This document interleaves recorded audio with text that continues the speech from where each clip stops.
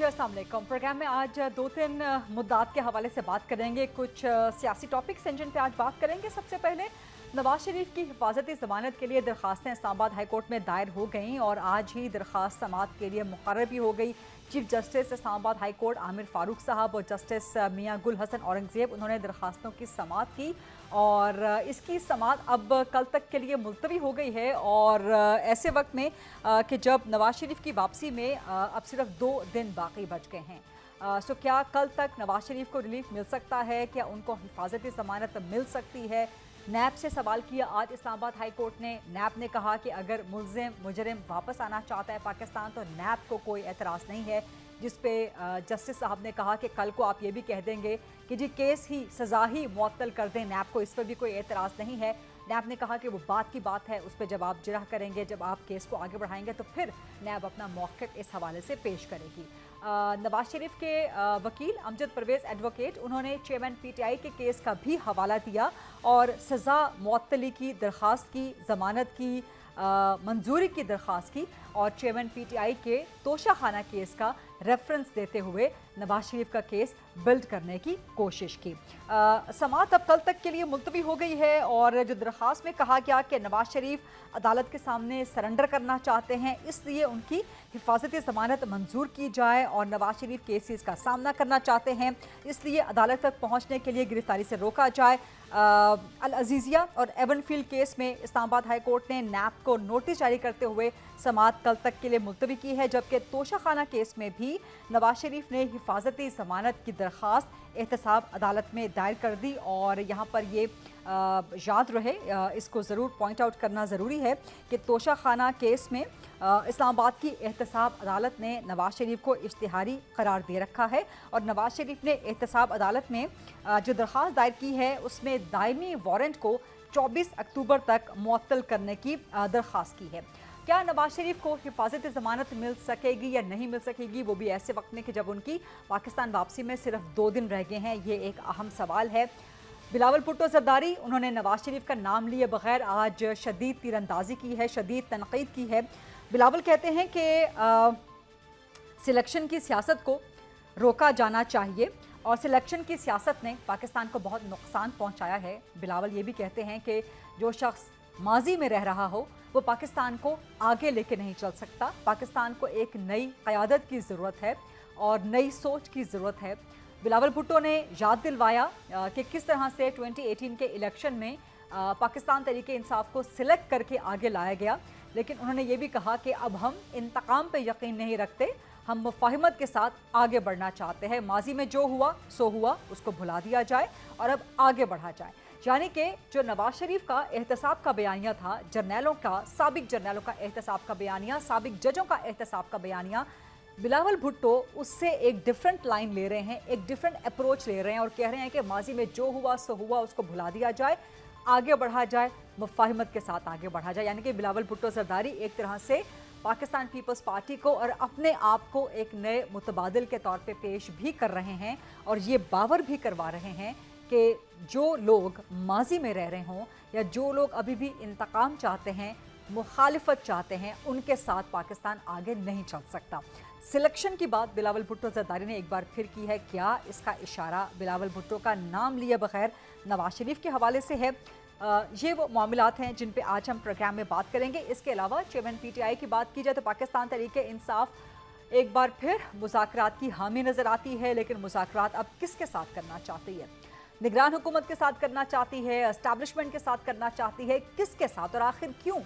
क्या chairman PTI या PTI कोई NRO, कोई ढील लेने के ख्वाह हैं? क्योंकि सदर आरिफ अलवी उनसे मुलाकात हुई, पाकिस्तान तहरीक इंसाफ के 2 शख्सियात की, जबकि शफ़क़त महमूद से मुलाकात हुई निगरान वफाकी वज़ीर इत्तलात की। तो चीज़ें कुछ ना कुछ पसे पर्दा हो तो रही हैं। पाकिस्तान तहरीक इंसाफ को इससे क्या फ़ायदा हो सकता है? इलेक्शंस का सिनेरियो क्या बन सकता है? सबको लेवल प्लेइंग फील्ड मिलेगी, नहीं मिलेगी?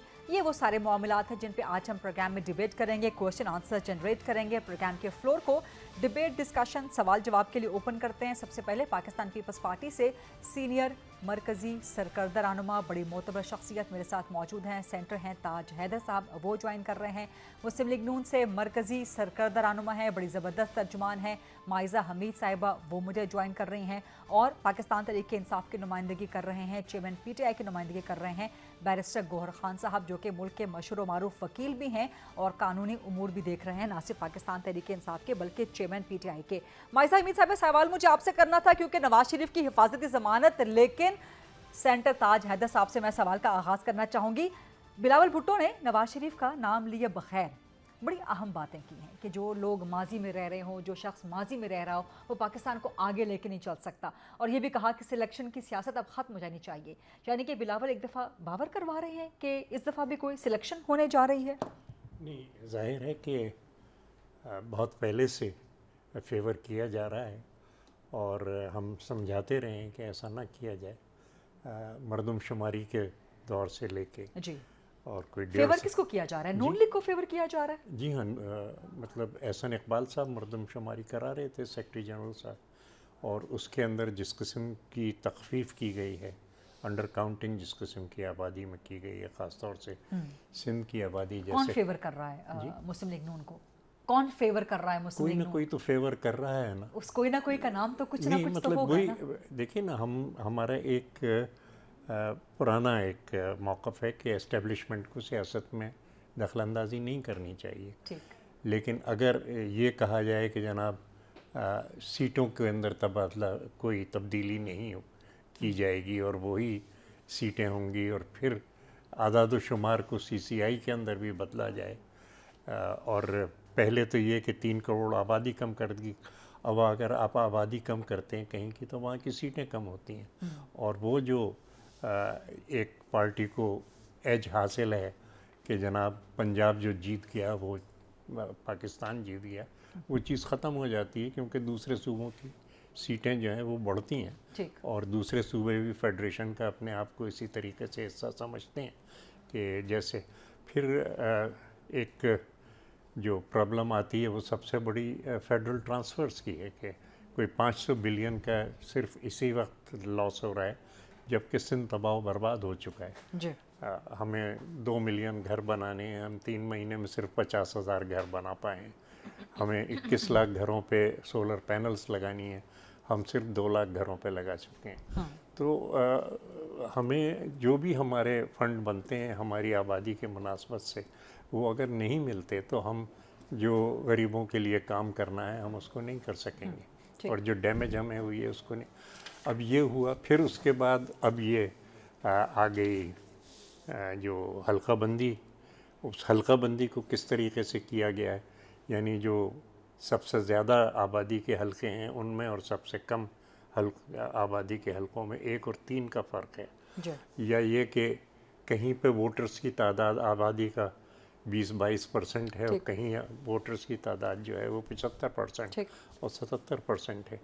तो ये तमाम चीज़ें जो हो रही हैं, तो जाहिर है कि यानी कि बिलावल भुट्टो का आज सिलेक्शन से मुराद जो इशारा था वो नवाज शरीफ की तरफ। हाँ, लेकिन सेलेक्टर्स की तरफ भी इशारा है ना, एस्टैब्लिशमेंट की तरफ भी ये एस्टैब्लिशमेंट की तरफ। और जब बिलावल ये कह रहे हैं कि जी माजी को भुला दें और हम इंतकाम नहीं लेना चाह रहे, यानी कि बिलावल भुट्टो कह रहे हैं कि 2018 में जो भी कुछ हुआ, साबिक जर्नैलों, साबिक जजों का एहतसाब पीपल्स पार्टी नहीं चाहती, माजी को भुला के आगे चले। हमने बड़ा वेलकम किया था इस बात को कि जब एस्टेब्लिशमेंट की तरफ से ऐलानात हुए कि जी हम बीच में नहीं बोलेंगे और हम किसी किस्म की जो है वो दखलंदाजी नहीं करना चाहते सियासत में। लेकिन अब अगर ये चीज़ें हो रही हैं और जो चीज़ें सामने आ रही हैं, तो जाहिर है कि एक पार्टी के जो हमेशा इस बात की जद्दोजहद करती रही है, और हम तो क्रेडिट ले रहे थे इस बात का कि हमारी जद्दोजहद की वजह से एस्टेब्लिशमेंट ये कहने पर मजबूर हुई कि हम सियासत में मदाखलत नहीं करेंगे। लेकिन अगर फिर वही सेलेक्टेड और सेलेक्टर का एक ताल्लुक़ बन रहा है, तो हमें कम से कम फरियाद तो करने दें, एहतजाज तो करने दें। ये बड़ी अहम बात आप कर रहे हैं। मैं इस अब ये चीज़ जो है ये कि पुराना तरीक़ेकार छोड़ा जाए, अब सच्चाई के साथ, क्योंकि चालाकी का ज़माना ख़त्म हो गया। चालाकी करते हैं तो मुंह के बल गिरते हैं, अगर उसी पे चलेंगे। लेकिन तो पीपल्स पार्टी एहतसाब नहीं चाहती है, राइट? नहीं, हम आगे बढ़ना चाहते हैं, हमारे पास पूरा इकोनॉमिक रिवाइवल का एक प्रोग्राम है, पीपल्स यानी कि सेंटर पीपल्स पार्टी जर्नैलों का, साबिक जजों का एहतसाब नहीं चाहती। नहीं, हम क्यों पीछे जाएं? हम तो अपनी पीपल सेंटर्ड पॉलिटिक्स कर रहे हैं। हमारी जो दुश्मनी है वो गुर्बत से है, बेरोजगारी से है। ठीक। हमारी दुश्मनी जो है एस्टैब्लिशमेंट के साथ मफाहमत के साथ चलना चाहते हैं। दहशतगर्दी से है। ठीक। और इसके ऊपर हम सबको मुत्तहिद करना चाहते हैं। ठीक। और मुत्तहिद करके आगे बढ़ना चाहते हैं, क्योंकि इसी तरह पाकिस्तान आगे बढ़ सकता है। अगर हम लड़ते रहे, रोज़ शाम को टीवी पे एक दूसरे को बुला भरा कह रहे हैं, और स्मगलर जो हैं वो शगर स्मगल कर रहे हैं, 14 लाख टन स्मगल कर गए। ठीक। हाँ, स्मगलिंग जैसे ही रुकी तो डॉलर भी 50 रुपये गिर गया 15 दिन के अंदर। शक्कर के भी दाम गिर गए, पेट्रोल के भी दाम गिर गए। तो हमारे पास जो सॉल्यूशंस हैं वो काफ़ी आसान है इकोनॉमी को संभालने के। राइट। माइसा हमीद साहब, आपकी तरफ में आना चाहूँगी। माइसा, आपको आवाज़ आ रही है मेरी? जी आ रही है, थोड़ी कम आ रही है, आ रही है। ठीक है, उम्मीद है कि आपने सेनेटर ताज हैदर साहब को सुन लिया होगा। अगर नहीं सुना तो मैं दोहरा देती हूँ। वो कह रहे हैं कि जी बिलावल भुट्टो ने जो खास तौर पे आज कहा है कि सिलेक्शन की सियासत को ख़त्म होना चाहिए। सेनेटर ताज हैदर कह रहे हैं कि एक बार फिर सिलेक्टेड और सिलेक्टर्स, इनका ताल्लुक देखने में सामने आ रहा है। इशारा उनका यह है कि शायद एस्टैब्लिशमेंट एक दफ़ा फिर नवाज शरीफ की सिलेक्शन करने के लिए जा रही है। मैंने शायद नहीं कहा था, यकीनन। आप कह रहे हैं यकीनन? बिल्कुल यकीनन। और वो उसकी एविडेंस मैंने दी कि जनाब कहाँ ये तो और भी बड़ी चार्जशीट हो गई। नहीं, कहाँ यकीनन कहाँ किया गया है वो मैंने बताया ना। माइजा हमीद साहब, आप जरा इसका जवाब दीजिए। शायद नहीं कहा मरदमशुमारी में क्या किया गया, फिर हल्का बंदी के अंदर क्या किया गया, और ये माइजा हमीद साहिबा, आखिर हो क्या रहा है, इसको रुकना चाहिए। ये हो क्या रहा है, जवाब दीजिए जरा इसका। सिलेक्ट हो रहे हैं एक दफा नवाज शरीफ। बिस्मिल्लाहिर्रहमानिर्रहीम। Thank you for inviting me to your show. ये थोड़ी एको करी आवाज़ ठीक कर देते हैं, आप जवाब दीजिए। अच्छा, ये बात ये देखें, अभी जो कहा गया, हल्का बंदियों की बात की गई, कोट किया गया कुछ एग्जांपल्स को, जिसकी वजह से पीपल्स पार्टी को लग रहा है कि शायद कोई लेवल प्लेइंग फील्ड नहीं है। देखिए, मैं ये समझती हूँ कि ये एक नेचुरल बात है कि जो लोग जो हैं, ऑपोजिशन पार्टी जो है, जो समझती है कि एक पार्टी जो है वो उसका जीतने का इम्कान है, या उसके पास पॉपुलर सपोर्ट है, या पॉपुलर वेव है, तो इस तरह के फेयर्स जो है नियर द इलेक्शंस जो है वो एयर करते हैं। देखिए, हुकूमत इनके साथ थी हमारी, इनकी मशाफरत से ही बनी जो है इंटरिम सेटअप। तो अब ये कहना कि हमें जो है वो हमारे साथ कोई जो है वो प्रेफरेंशियल ट्रीटमेंट हो रही है, ये अनफेयर होएगा। हाँ, ये ज़रूर है कि मियां नवाज शरीफ साहब की एक अपना वोट बैंक है, मियां नवाज शरीफ साहब की एक अपनी फॉलोइंग है, मियां नवाज शरीफ साहब एक पॉपुलर लीडर हैं, और हमेशा की तरह अगर उनको जो है उनके मेंबर्स को जेलों में ना डाला जाए और उनको लेवल प्लेइंग फील्ड जिस तरह पिछली दफ़ा नहीं दी थी और आरओज़ का इलेक्शन हुआ था, तो हमेशा ही पीएमएलएन स्वीप करती है। और पीएमएलएन स्वीप इसलिए नहीं करती कि इनको किसी इस्टेब्लिशमेंट का जो है वो सहारा होता है। पीएमएलएन स्वीप इसलिए करती है क्योंकि हमेशा पीएमएलएन का नारा है कि पीपल्स पार्टी यही इल्जाम लगा रही है। पीपल्स पार्टी कह रही है कि 2018 में उस वक्त चेयरमैन पीटीआई सिलेक्टेड थे, अब लग नहीं रहा बल्कि यकीनन, ताज हैदर साहब की ज़बानी, कि यकीनन इस बार नवाज शरीफ सिलेक्टेड हैं। मैं तो आधा तो शुमार दे रहा हूँ। देखिए, मैं I agree with the fact कि जो आप एग्री करती हैं कि नवाज शरीफ सिलेक्टेड होता है। नहीं, मैंने ये कहा है कि जो सिलेक्टेड होता है वो सिलेक्टेड होता है। मैं इतना इस बात पे एग्री करती हूँ कि इमरान खान साहब सिलेक्टेड थे, वो इसलिए सिलेक्टेड थे क्योंकि आज उनकी पार्टी कहाँ खड़ी है। क्या उन लोगों को जिनको कहा जा रहा है कि उनको प्रेस कॉन्फ्रेंसेस करके लायदा किया जा रहा है, वो पार्टी इसीलिए छोड़ रहे हैं ना कि जी हमारे पे जुल्म हो रहा है, हमारे पे कुछ जो है इल्जाम लगाए जा रहे हैं। तो ये तो पार्टी के जो कारकुन होते हैं, इसमें ये पीपल्स पार्टी भी बाखूबी वाकिफ होगी क्योंकि वो भी इस चीज़ का जो है हिस्सा बन चुके हैं, जिसमें जो है इनके साथ इंतकामी सियासी कार्रवाइयाँ हुई और इनके लीडरान को भी जेल में रखा गया। तो जो सिलेक्टेड होता है वो तो उनकी पार्टी तितर बितर हो जाती है, लेकिन पीएमएलएन की तो बहुत लंबी स्टैंडिंग है, बहुत लंबी हिस्ट्री है, 3 दफा के प्राइम मिनिस्टर है। So I don't think इन चीजों में कोई सदाकत है। ठीक है माइसा, I'll come to you back again. Barrister Gauhar Khan साहब, क्योंकि सिलेक्टेड का जिक्र हो रहा है, बार बार पीटीआई का जिक्र हो रहा है, हाउ डू यू सी कि क्या इस दफ़ा वाकई जो पीपल्स पार्टी का इल्ज़ाम है, तहफ़्फ़ुज़ात हैं कि नवाज शरीफ को सिलेक्ट किया जा रहा है इनके मुताबिक जैसे 2018 में चेयरमैन पीटीआई को सिलेक्ट किया गया था, और नवाज शरीफ की वापसी आप समझते हैं एक वकील होने के नाते कि हिफाजती ज़मानत मिल सकती है उनको? हाँ, वो अलग अलग क्वेश्चन हैं, मैं उसको ऐसे एड्रेस करता हूँ। इस बात से तो इत्तेफाक हरगिज़ नहीं करता कि 2018 में सिलेक्शन हुई है और सिलेक्शन लाया गया है। देखिए, अगर सिलेक्शन ही होता तो पीपल्स पार्टी क्यों जीत जाती? पीपल्स पार्टी भी तो सीटें जीत गई हैं और इनकी थर्ड टाइम पर हुकूमत बनी है, सिंध में हुकूमत उनकी बनी है। जहाँ तक इस बात का ताल्लुक है तो एक बात तो बिल्कुल वाज़ेह होनी चाहिए कि इस्टेब्लिशमेंट का पॉलिटिक्स में कोई रोल नहीं होना चाहिए। आजकल जो इक़दामात लिए जा रहे हैं वो देखिए, ये बात बिल्कुल सही है कि आप एक बंदे को लेके आ रहे हैं, उसकी ताजपोशी कर रहे हैं, उसके लिए रेड कारपेट बिछा रहे हैं, वो एक कन्विक्टेड क्रिमिनल है, वो भागे हुए हैं, वो एब्सकॉन्डर है। अब ये देखो, ये कौन कर रहा है? ये वो नहीं, वो ज़मानत नहीं। देखिए, आज वो ज़मानत लेने चले गए तो ज़मानत लेने से पहले नेब का नुमाइंदा वहाँ मौजूद है और नेब के नुमाइंदे को अपने अक्यूज्ड जो आया हुआ पिटिशनर उससे ज़्यादा जल्दी है। वो कहता है मैं तो इंस्ट्रक्शन पर हूँ, क्या मेरी इतराज़ ही कोई नहीं है। ये तो हमारे लिए नहीं हुआ। हम दरख्वास्त देते थे, हमें हमेशा कहा जाता था वो कह रहे हैं कि अगर मुल्जिम या मुजरिम पाकिस्तान आ रहा है तो हमें इतराज़ नहीं है। तो वो ये कह रहे हैं, देखिए अगर उनको ज़मानत मिल रही है तो वो कहता है मुझे कोई इतराज़ नहीं, और सेम डे उन्होंने कहा कि पाकिस्तान आने पर इतराज़ नहीं है। देखिए, वो आने पे इतराज़ नहीं किया, जो रिलीफ के लिए आया है, आपको तो नोटिस नहीं हुआ, आप वहाँ क्या कर रहे थे? आप क्या कर रहे? खुद मैं ये कह रहा हूँ, हमारे तो वर्कर सपोर्टर पे तो बैन है, वो आ नहीं सकते। आ जाते उनको उठाया जाता है, बगैर एफआईआरों के रखा जाता है, 2-2 3-3 हफ्ते रखा जाता है, फिर उनको कैमरों के सामने लाओ, उनसे प्रेस कॉन्फ्रेंस कराओ, सीनिजी टीवी की चैनल लेके जाओ। अभी थर्ड ट्रेलर जो चलवा रहे हैं कि वो पॉलिटिकल अपोनेंट के घरों पे ले जाके वहाँ से उनसे प्रेस कॉन्फ्रेंस कराओ।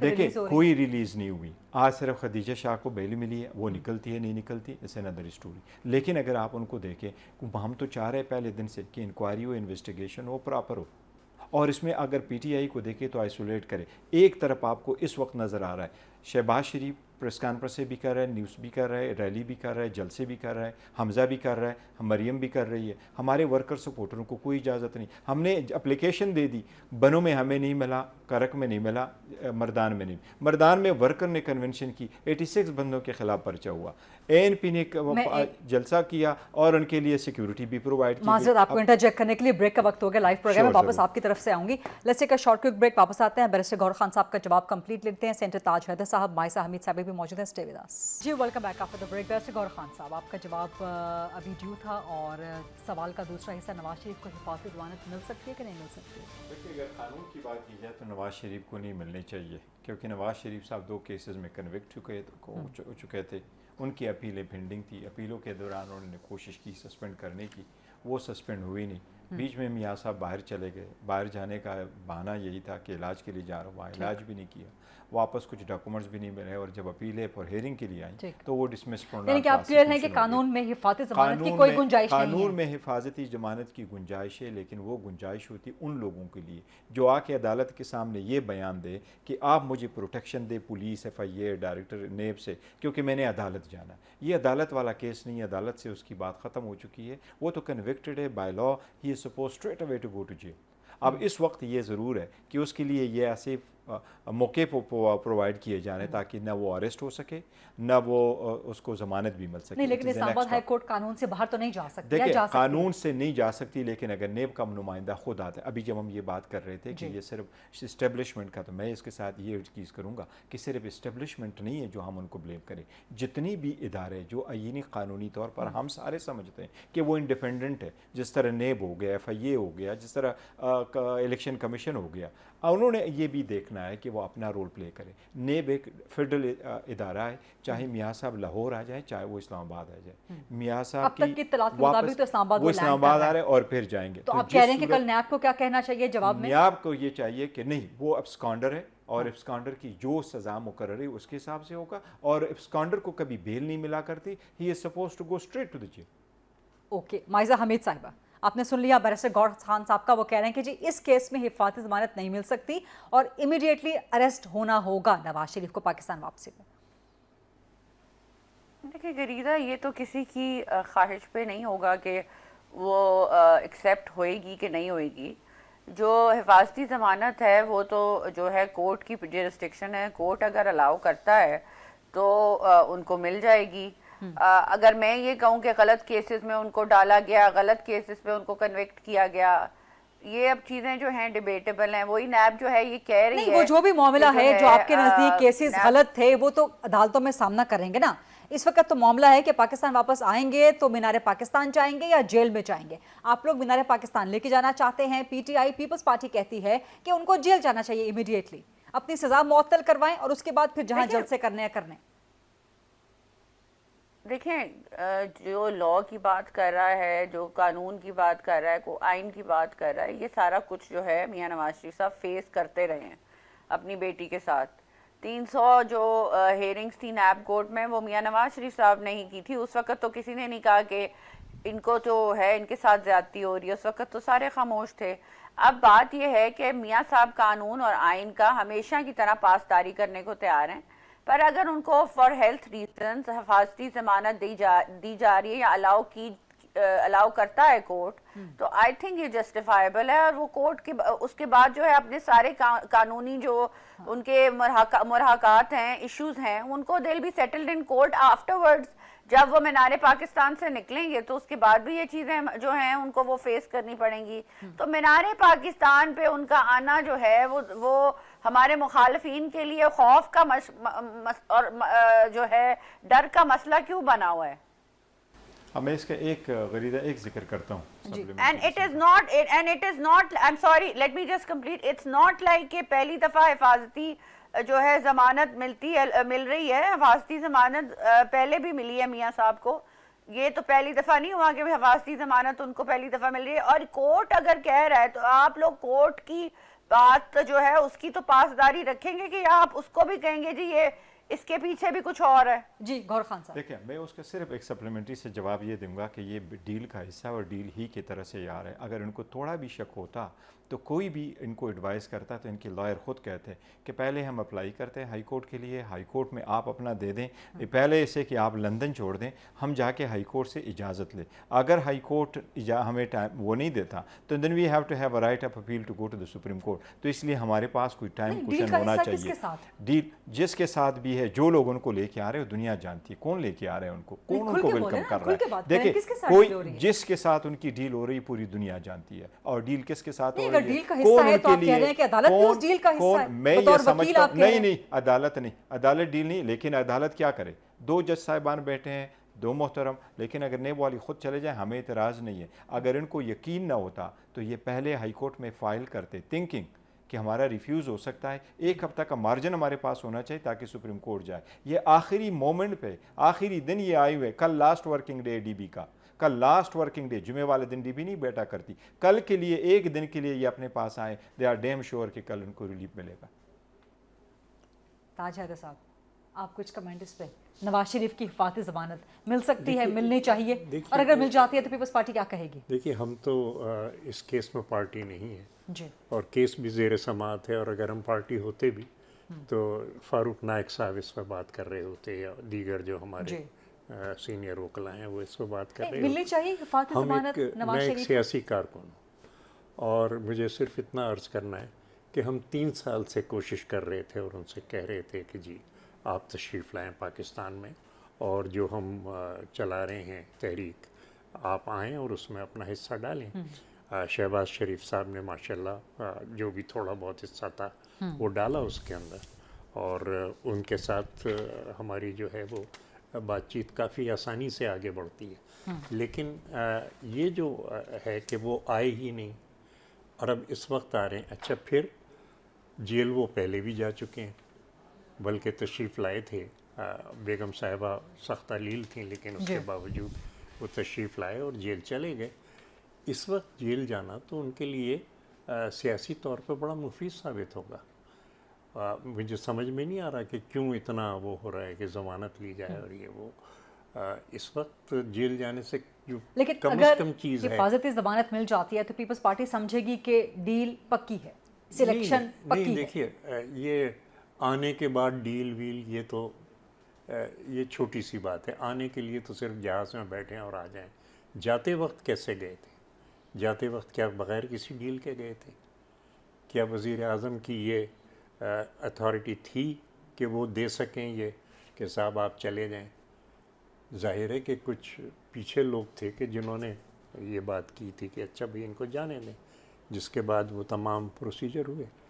तो जाते वक्त की जो डील थी वो ज़्यादा डिफ़िकल्ट थी। इस वक्त क्या है, इस वक्त तो आप आए, ज़्यादा से ज़्यादा आपको जेल में डाल देंगे, चलिए थोड़े दिन वहाँ भी गुजार लिए। हालांकि मैं इतनी दफ़ा जेल गया हूँ, मुझे कभी मज़ा नहीं आया। लोग इतना जेल जेल जेल करते हैं, मुझे मज़ा नहीं आया, मुझे वो अजीब सा लगता है। सिर्फ रेस्ट करें, टाइम ख़राब करें, ये होता है। लेकिन बहरहाल मियाँ साहब इस मरहले से गुज़र चुके हैं, और ये कि अगर वो जाते हैं तो ये सियासी तौर पे उनके लिए फ़ायदेमंद होगा। माइसा, क्विकली एक कमेंट कर दीजिएगा इस पर।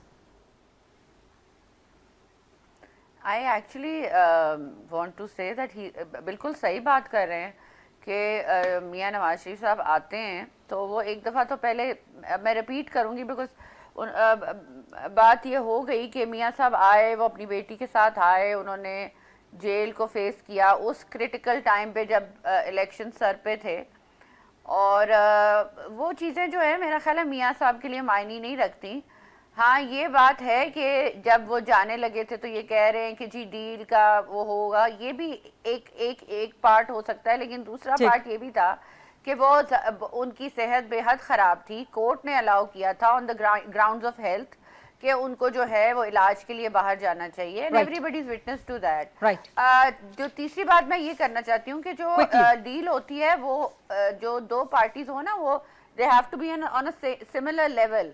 तो अगर दूसरी पार्टी इतनी जो है इज मोर पावरफुल, तो एंड जो बाहर से मुल्क से एक वजीर आजम आ रहे हैं जिनको भेजा गया, ठीक, वो फिर उनकी उतनी पावरफुल हल्का तो नहीं है कि उनके दरमियान में डील हो जाए। हाँ आके आप अगर इल्जाम लगाएं तो माइजा हमीद साहिबा, सॉरी टू इंटरजेक्ट, लेकिन मेरे पास इस सेगमेंट का टाइम खत्म हो चुका है, इस डिस्कशन का टाइम खत्म हो चुका है। बहुत बहुत शुक्रिया माइजा हमीद साहिबा, सैयद ताज हैदर साहब, बैरिस्टर गौर खान साहब।